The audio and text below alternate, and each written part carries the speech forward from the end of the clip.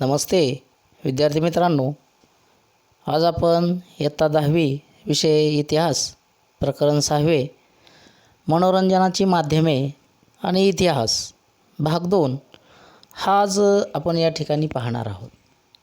तर पहा विद्यार्थी मित्रांनो, आतापर्यंत आपण विविध गोष्टींचा विचार या प्रकरणामध्ये केलेला आहे की अगदी मनोरंजन म्हणजे काय या गोष्टीचा आपण विचार केलेला आहे. अशा या मनोरंजनाची आवश्यकता कशासाठी असते, त्याचप्रमाणे मनोरंजनाचे विविध अशा प्रकारचे जे काही प्रकार आहे की अशा या गोष्टींचा विचार आपण या ठिकाणी केलेला आहे. पहा की जसं आपण पाहिलं की मनोरंजन म्हटलं की अगदी मनाला विरंगुळा देणारी जी साधनं असतात की ज्याला आपण मनोरंजनाची साधनं असं म्हटलेलं होतं. पहा मी यामध्ये वेगवेगळ्या प्रकारे मनोरंजन आपलं हे होत असतं. मग वाचन असेल, छंद असेल, वेगवेगळे खेळ असेल, नाटक असतील, चित्रपट असेल किंवा फिरणे असेल, म्हणजे अशा या विविध अशा प्रकारच्या गोष्टीमुळं आपलं मनोरंजन हे प्रामुख्याने होत असतं. पहा तर पहा आता आपल्याला या दुसऱ्या भागामध्ये जी मराठी रंगभूमी आहे की अशा या मराठी रंगभूमीमुळं सुद्धा आपलं जे मनोरंजन आहे ते मनोरंजन कशा प्रकारे होत असतं ते आपल्याला या ठिकाणी अभ्यासायचं आहे. पहा की जसं जर आपण पाहिलं तर एखाद्या व्यक्तीनं किंवा समुदायानं ललित कला सादर करण्याचं जे स्थान असतं की ज्याला आपण रंगभूमी असं म्हटलेलं आहे. आणि मग या ललित कलेमध्ये कलावंत आणि प्रेक्षक या दोघांचा जो काही सहभाग आहे तो सहभाग त्या ठिकाणी असतो.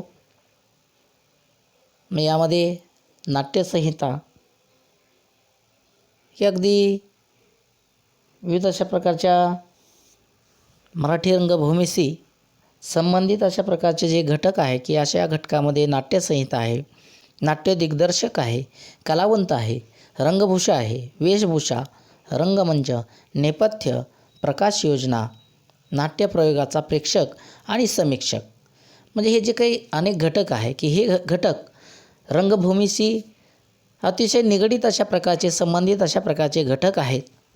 आणि मग यामध्ये नृत्य आणि संगीत की यांचाही समावेश जर आपण पाहिलं तर नाटकामध्ये असू शकतो. आणि मग असं हे जे नाटक आहे की ते बहुतेक वेळा संवादाद्वारे सादर करण्याचं काम केलं जातं. पण नाटकामध्ये जर आपण पाहिलं तर काही नाटकामध्ये मूक अभिनयसुद्धा त्या ठिकाणी आपल्याला आढळून येतो. आणि मग अशा प्रकारचं जे नाट्य असतं की ज्याला मूकनाट्य असं म्हटलं जातं. पहा की अगदी यामध्ये जर आपण पाहिलं तर विविध अशा प्रकारचे जे नाटकं आहेत ते नाटकं अतिशय प्रसिद्ध अशा प्रकारचे आहे की ज्या नाटकामध्ये जर आपण पाहिलं तर छत्रपती शिवाजी महाराज, छत्रपती संभाजी महाराज, महात्मा ज्योतिराव फुले, लोकमान्य टिळक, महात्मा गांधी, डॉक्टर बाबासाहेब आंबेडकर यांच्या जीवनाशी निगडीत अशा प्रकारचे जे नाटकं आहे तर अशा या नाटकांची माहिती आपण इंटरनेटच्या माध्यमाच्याद्वारे सुद्धा आपण प्राप्त करू शकतो. पहा तर पहा विद्यार्थी मित्रांनो, आपण इंटरनेटच्या सहाय्याने आपण हे जे नाटकं आहे की या नाटकांची माहिती आपण मिळवायची आहे. पहा की पहा यामध्ये जर आपण पाहिलं तर रंगभूमीची किंवा रंगभूमीसाठी विविध अशा प्रकारच्या लोकांनी योगदान दिलेलं आहे की ज्यामध्ये तंजावरचे भोसले राजघराणे की अगदी अशा या भोसले राजवंशाने रंगभूमीसाठी दिलेलं जे योगदान आहे की हे योगदान नेमकं काय आहे, तर मराठी आणि दाक्षिणात्य भाषामध्ये नाटकांना उत्तेजन देण्याचं काम या तंजावरच्या भोसले राजवंशाने त्या ठिकाणी दिलेलं आहे. की अगदी अशा या राजवंशातील राजांनी स्वतःसुद्धा नाटकं लिहिलेली आहेत. त्याचप्रमाणे संस्कृत नाटकांचे भाषांतरसुद्धा त्यांनी केलेले आहेत. महाराष्ट्रामध्ये जर आपण पाहिलं तर अगदी अनेक नाट्यसंहितांचं जतन सरस्वती महाल अशा या संग्रहालयामध्ये सुद्धा करण्याचं काम भोसले या घराण्याने केलेलं आहे. पहा आणि त्यामुळं जर आपण पाहिलं तर मराठी रंगभूमीसाठी त्यांचं योगदान अतिशय मोलाचं असं मानलं जातं. यानंतर जर आपण पाहिलं तर विष्णुदास भावे की अगदी महाराष्ट्रातील रंगभूमीच्या विकासामध्ये 19वे शतक हे अतिशय महत्त्वाचं मानलं जातं. मग यामध्ये विष्णुदास भावे यांना मराठी रंगभूमीचे जनक म्हणून त्या ठिकाणी ओळखलं जातं. मग सीतास्वयंवर हे त्यांचं पहिलं नाटक की जे रंगभूमीवर आणलेलं पहिलं नाटक गाजलेलं होतं. मग अशा या विष्णुदास भावेंनी लिहिलेल्या नाटकानंतर जर आपण पाहिलं तर महाराष्ट्रामध्ये ऐतिहासिक पौराणिक नाटकं की अशा या नाटकांबरोबरच हलक्या फुलक्या अशा प्रकारच्या पद्धतीचं प्रहसन प्रकारातील जे नाटक आहे की हे नाटकसुद्धा रंगभूमीवर त्या ठिकाणी आलेलं होतं पहा. आणि मग त्यामध्ये जर आपण पाहिलं तर अतिशय विनोदी पद्धतीनं जे सामाजिक विषय असायचे की हे सामाजिक विषय त्या ठिकाणी सादर करण्याचं काम केलं जायचं पहा. मग हे प्रहसन म्हणजे नेमकं काय की ज्याला विनोद निर्मितीचा एकमेव अशा प्रकारचा हेतू डोळ्यासमोर ठेवून प्रहसनांची निर्मिती केली जायची पहा. मग अशा या प्रहसनातील जे पात्र आहे ते पात्र अतिशयोक्त विसंगतीपूर्ण आणि असंबंध बोलून विनोद निर्मिती त्या ठिकाणी करत असत. मग असे हे प्रहसन एक प्रकारे मुक्त नाट्य असं संस्कृत नाटकाच्या काळामध्ये सुद्धा जर आपण पाहिलं तर अशा प्रकारची प्रहसने प्रसिद्ध केली जायची पहा, सादर केली जायची. पाश्चात्य फार्स धार्मिक संस्कृतीच्या स्वरूपाच्या नाटकामध्ये घुसडले जात असत. इंग्रजीच्या अनुकरणातून मराठी रंगभूमीवर फार्स अवतरला आणि प्रहसने आणि फार्स यांचं स्वरूप जर आपण पाहिलं त्याचप्रमाणे सादरीकरण हे सारख्याच प्रमाणामध्ये आहे की जसं चार्ली चॅप्लिनचे चित्रपट जर आपण पाहिले तर ते फार्सच्या प्रकारामध्ये मोडतात. मग प्रहसन हे घटनाकेंद्री असे एखाद्या घटनेच्या किंवा एखादी घटना अतिरंजित आणि असंभाव्य अशा प्रकारचे असतात त्यावेळेस त्या वेगाने घडवतात आणि त्यामधून एक वेगळ्या अशा प्रकारची मौज निर्माण करण्याचं काम प्रहसन हे करत असे पहा. यानंतर जर आपण पाहिलं तर अगदी विनायक जनार्दन कीर्तने की अगदी सुरुवातीचं नाटकाच्या संहिता लिखित या स्वरूपामध्ये नसत आणि मग बऱ्याचदा त्यामधील गीतं लिहिलेली असली तरी गद्य संवाद हा उत्स्फूर्त स्वरूपाचा असे. मुद्रित स्वरूपामध्ये संहिता उपलब्ध असणारं पहिलं जे नाटक आहे की जे नाटक वि. ज. कीर्तने यांनी 1861 साली लिहिलेलं होतं की ज्या नाटकाचं नाव आहे थोरले माधवराव पेशवे.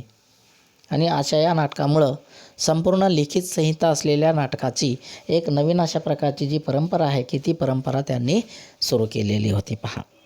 त्यानंतर जर आपण पाहिलं तर ख्याल गायकी की अगदी 19व्या शतकाच्या उत्तरार्धामध्ये हिंदुस्थानातील ख्याल संगीत महाराष्ट्रामध्ये रुजवण्याचं काम बाळकृष्णबुवा इचलकरंजीकर यांनी केलेलं होतं पहा.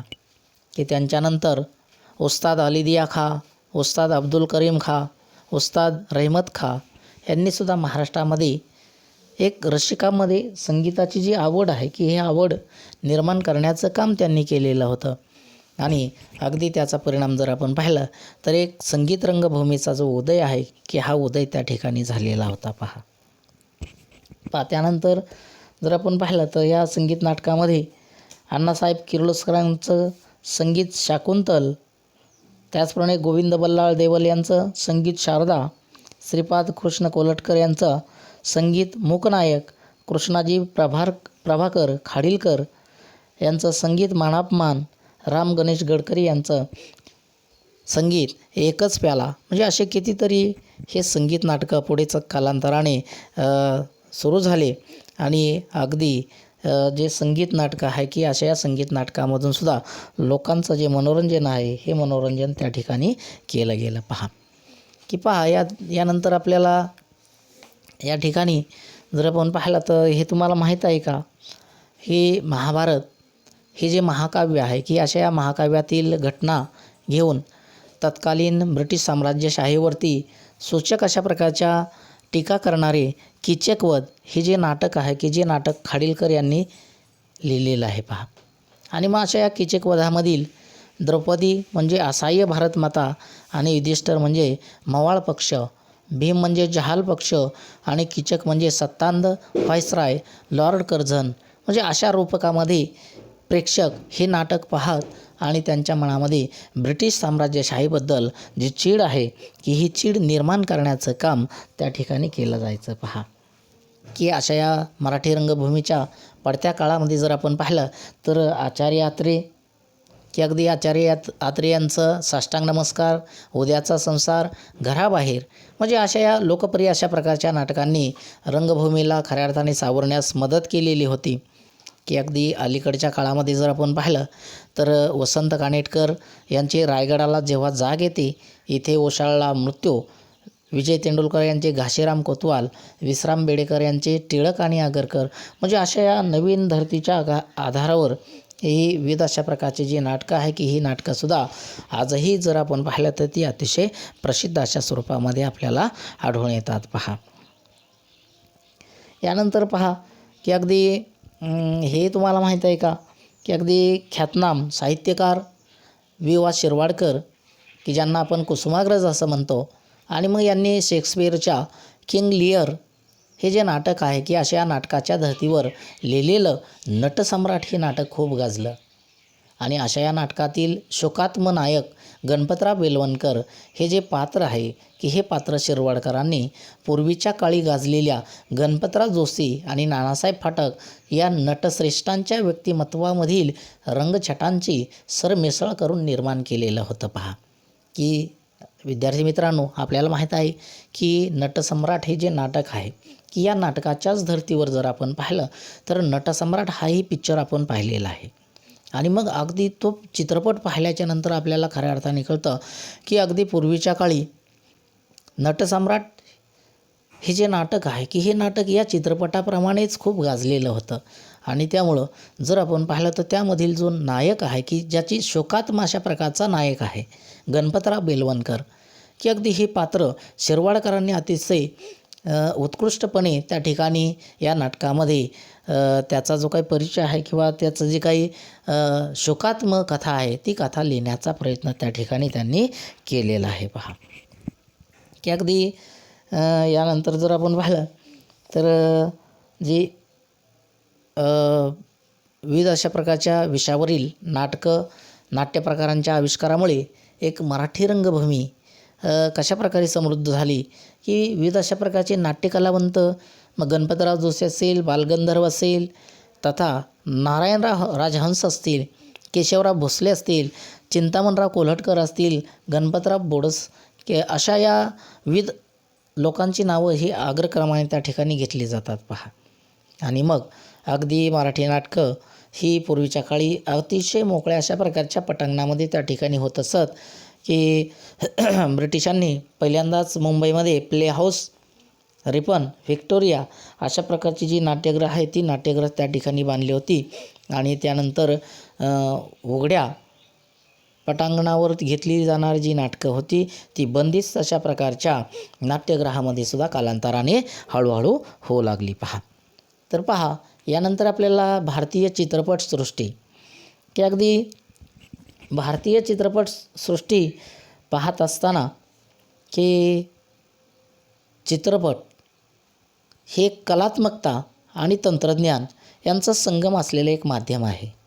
आणि मग यामध्ये चलचित्रणाचा ज्यावेळेस शोध लागला, तो शोध लागल्याच्या नंतर चित्रपट कलेचा जो जन्म आहे तो जन्म कालांतराने झाला. पहा आणि मग कलात्मकता आणि तंत्रज्ञान यांचा एक संगम असलेलं दृकश्राव्य माध्यम म्हणून या चित्रपटाकडे पाहिलं जातं. म्हणजे चलचित्राच्या शोधानंतर खऱ्या अर्थाने चित्रपट कलेचा जन्म हा त्या ठिकाणी झालेला आहे. आणि मग यामधूनच जर आपण पाहिलं तर अगदी मूकपटांचं युग निर्माण झालं आणि पुढे कालांतराने ध्वनिमुद्रण हे शक्य झालं आणि बोलपटांचं युग त्या ठिकाणी अवतरलं गेलं. पहा भारतामध्ये जर आपण पाहिलं तर दादासाहेब फाळके यांचा राजा हरिश्चंद्र हा भारतातील पहिला पूर्ण लांबीचा मराठी चित्रपट हा त्या ठिकाणी मानला जातो. पहा आणि मग हे अगदी अशा या चित्रपटामुळे जर आपण पाहिलं तर महाराष्ट्र ही भारतीय चित्रपटाची जननी आहे असंही त्या ठिकाणी म्हटलं गेलं. पहा आणि मग यामध्ये जर आपण पाहिलं तर पहा या ठिकाणी पुन्हा म्हटलं आहे की हे तुम्हाला माहीत आहे का की चित्रपटांचे जे काही प्रकार आहे की अशा प्रकारामध्ये व्यंगचित्रपट, वार्तापट, अनुभवपट, प्रसिद्धीपट, बालचित्रपट, सैनिकी चित्रपट, शैक्षणिक चित्रपट, कथाचित्ती म्हणजे असे विविध अशा प्रकारचे चित्रपट, त्याचप्रमाणे कार्टून फिल्म्स ही या ठिकाणी आपण पाहिलेले आहेत. चित्रपटाची प्रकारामध्ये ह्या विविध अशा प्रकारच्या चित्रपटांचा समावेश यामध्ये होताना आपल्याला आढळून येतो पहा. यानंतर जर आपण पाहिलं तर मूकपटांची निर्मिती या ठिकाणी भारतामध्ये सुरुवातीच्या काळामध्ये तयार केली गेली. मी यामध्ये जर पाहिलं तर सखाराम भाटवडेकर उर्फ ज्यांना आपण सावेदादा असं म्हणतो की यांनी प्रथम चलचित्राचा जो प्रयोग आहे की हा प्रयोग मुंबईमध्ये केलेला होता पहा. आणि मग की अगदी अशा प्रकारचा प्रयोग केल्यानंतर मदनराव पितळे, कल्याणचे पटवर्धन कुटुंबीय यांचंसुद्धा योगदान चित्रपटांच्या निर्मितीमध्ये आपल्याला दिसून येतं पहा. त्यानंतर जर आपण पाहिलं तर दिग्दर्शक गोपाळ रामचंद्र तथा ज्यांना आपण दादासाहेब तोरणे असं म्हणतो, त्याचप्रमाणे अ.प. करंदीकर, एस.एन. पाटणकर, व्ही.पी. दिवेकर यांनीसुद्धा परदेशी तंत्रज्ञानाचं सहाय्य घेतलं आणि पुंडलिक हा कथापट त्यांनी 1912मध्ये मुंबईमध्ये अगदी सुरुवातीला त्या ठिकाणी दाखवला. यानंतर 1913मध्ये जर आपण पाहिलं तर दादासाहेब फाळके यांनी स्वतः लिहिलेला, तयार केलेला आणि सर्व प्रक्रिया भारतामध्ये पूर्ण केलेला राजा हरिश्चंद्र हा जो चित्रपट आहे की हा चित्रपट त्यांनी या ठिकाणी मुंबईमध्ये प्रदर्शित करण्याचं काम केलं पहा. मग त्यापाठोपाठ जर आपण पाहिलं तर मोहिनी भस्मासूर, सावित्री सत्यवान अशा प्रकारचे जे मूकपट आहे की हे मूकपट त्या ठिकाणी पुढे आले. त्यानंतर वेरूळची लेणी, नाशिक आणि त्र्यंबकेश्वर या ठिकाणी असणारे तीर्थक्षेत्र यावरती सुद्धा दादासाहेब फाळके यांनी अनुभवपट त्या ठिकाणी तयार केले.